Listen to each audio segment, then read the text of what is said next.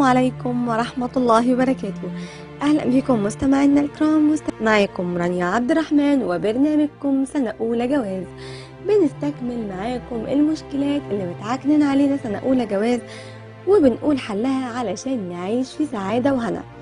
مشكلة النهاردة الأولى هي تدخل طرف ثالث في أي مشكلة، وده للأمانة بتعمله البنات أكتر من الرجالة. بيبقى عندها صديقة مقربة أو بيبقى زميلة أو بتبقى أختها صاحبتها، وبتبتدي تحكي لها على الحاجات اللي مضايقاها من جوزها، وبالتالي صاحبتها ديت بتتعاطف معاها لأنها أولا صاحبتها، ثانيا انت بتحكي من وجهة نظرك، فبالتأكيد بتطلعي جوزك دايما غلطان، وتبتدي بقى تقويكي وتقولك لا انت صح واعملي.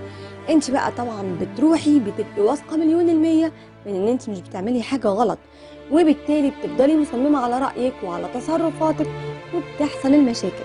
او طبعا لو الراجل هو اللي بيعمل الموضوع ده بيبقى نفس الحكاية وشايفة ان هو صح وهي دايما غلط، فبيحصل الشد والجذب اللي بيعكنن علينا مشكلتنا.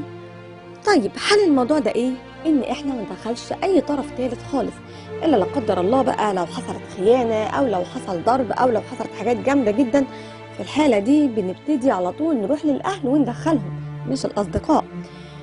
لكن غير كده لو في اي حاجة من الحاجات احنا ممكن نحلها بالود ما بيننا. بتمسكي جوزك بتصرحيه والله انا مضايقني كذا كذا كذا، وانا شايفه ان وجهة نظري صح في كذا وكذا وكذا، وحابه اسمع منك انت ايه بقى رد فعلك.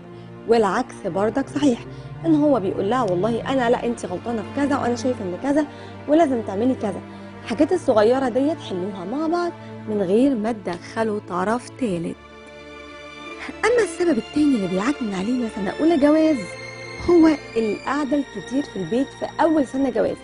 بيعتقد الزوجين ان هم لو قعدوا مع بعض فتره طويله جدا جدا جدا ده هيعمل بقى قصه حب رومانسيه طويله، والكلام دوت مش مظبوط، لان القعده الطويله يا جماعه بتعمل نوع من الملل، لان الجواز في الاخر هو عباره عن روتين، واحنا محتاجين نكسر الروتين ده.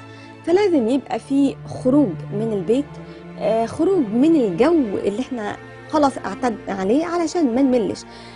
تروحوا مثلا ان شاء الله تتمشوا تحت في الشارع، مش هقول نروح نقعد في كافيه او هنروح عند حد معين او والله لو عندنا اصحاب حلوين نقدر نخرج معاهم تمام، لو نقدر نروح على اهلنا تمام، لو نقدر نروح كافيه اي حاجه تمام، ما نقدرش يبقى على الاقل نتمشى نغير جو البيت شويه.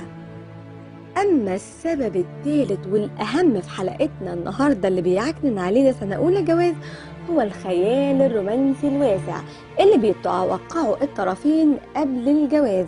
بيعيشوا بقى في قصة رومانسية طويلة وعريضة، ولما اتجوز هيبقى فيه ورد كل يوم وهيبقى فيه بقى قصة ويعني ما حصلتش، وبعد كده بيتصدموا بأرض الواقع. لازم نبقى فاهمين يا جماعة ان الجواز مش دايما بيبقى فيه رومانسية، وان الرومانسية بيخلقها واحد من الطرفين، وان ضغوط الحياة بتخلي الانسان مودي متقلب مضغوط، وعلشان كده الطرف اللي هو مش مضغوط او الطرف الرومانسي اكتر عليه ان هو يلاقي حلول للرومانسية، يخلق جو رومانسي ويبتدي ياخد الطرف التاني معاه. بشكركم اعزائي المستمعين واشوفكم ان شاء الله في حلقة جديدة من سنة اولى جواز.